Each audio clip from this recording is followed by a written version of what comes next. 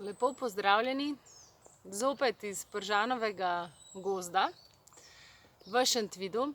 Danes bomo govorili o srčno-žilnem sistemu, pa kar začnimo. Najpogostejša tegoba srčno-žilnega sistema je vsekakor povišan krvni tlak. V tem primeru svetujemo za začetek oljko kapljice. Če pa bi bile le-te premalo in učinek premajhen, pa svetujemo Tenzivel kapsule.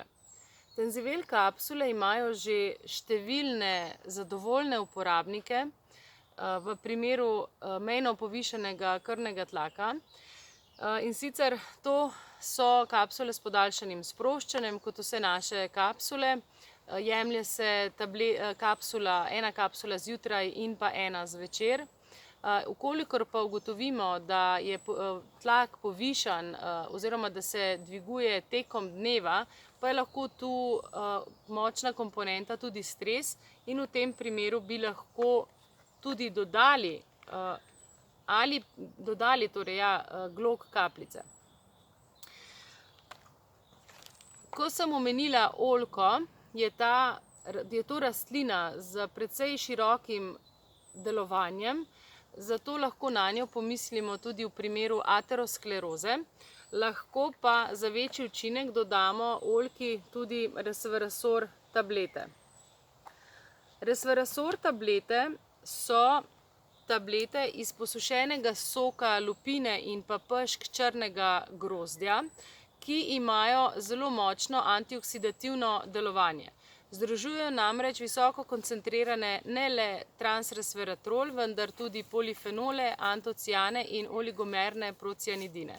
In za ilustracijo omenim, da medtem ko 5 obrokov sadja ali zelenjave vsebuje 1750 ORAC enot, pa ena tableta resveratrol plus vsebuje 7800 ORAC enot.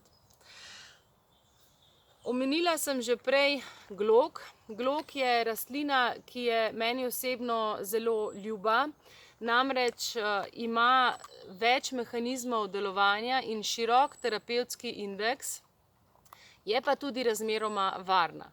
V našem prostoru je žal precej strahu povezanega oziroma s svetovanjem gloga. Po mojem mnenju zdi se mi, da se je glogu s tem naredilo nekoliko krivice. Namreč, če pogledamo tudi po raziskavah, je glog zanimivo ena redkih rastlin, ki je tako dobro klinično preučena. In klinične raziskave o glogu so večinoma pri pacientih s srčnim popuščanjem. Le-ti imajo številna zdravila, vendar glog je bil seveda v tem primeru dodan k vsem zdravilom in izkazal se je za varnega. Izkoristimo lahko njegovo antiaritmično delovanje, stabilizira srčni ritem, lahko izkoristimo njegovo delovanje na širjenje žil, torej tudi nekoliko pri krvnem tlaku pomaga, lahko pa izkoristimo tudi njegovo antioksidativno, protivnetno delovanje in pa moč zaščite žilnega epitela. Kot omenjeno, glog imamo v kapljicah in pa v kapsulah. Kapljice se jemljejo 1 ml 3-krat na dan, medtem ko kapsule, ena kapsula 2-krat na dan, zjutraj in zvečer. No, sedaj pa poglejmo še, če smo prej govorili o povišanem krvnem tlaku, kaj pa lahko svetujemo pri tistih, kjer je tlak prenizek. Takrat svetujemo rožmarin kapljice, ki so tudi eno tako splošno poznano krepčilo. Tudi nekoliko bi lahko pri utrujenosti, ko pa je ta zelo izrazita, pa lahko dodamo rožmarinu še sibirski ženšen. Spomnim vas še, da sibirski ženšen je tudi v sibirski ženšen kompleks kapljicah, kjer je sibirskemu ženšenu dodan še rožmarin in pa semena kole. In ta produkt, torej sibirski ženšen v kompleksu, lahko prav tako svetujemo pri nizkem krvnem tlaku. Zaključujem ta posnetek pa še z divjim kostanjem, ki je vsekakor za ta čas zelo primeren. Zakaj? Ker so simptomi kronične bolezni ven v tem času še bolj izraziti. Divji kostanj se svetuje na daljši rok, še večji učinek pa bo dosegel zopet s kombinacijo z resveratrol plus tabletami. Če mi dovolite samo, da na kratko ponovim, za povišan krvni tlak je oljka kapljice, za nekoliko večje delovanje tenzivel. Prej sem pozabila omeniti, da je tenzivel prav tako v beli omeli kompleks kapljicah. Gre za podobno sestavo iz oljke, gloga in pa bele omele.